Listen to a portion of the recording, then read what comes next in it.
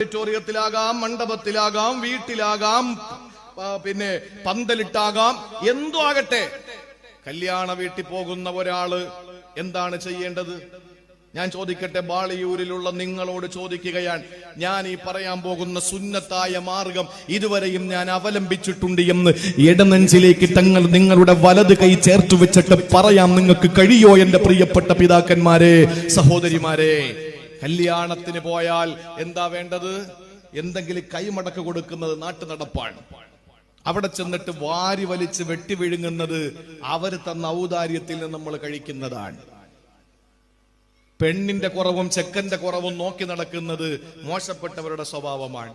ഇതുവരെയും സുന്നത്തായ കർമ്മം അവിടെ വന്നില്ല. എന്താ സുന്നത്തായ കർമ്മം എന്നറിയോ? എന്താണ്?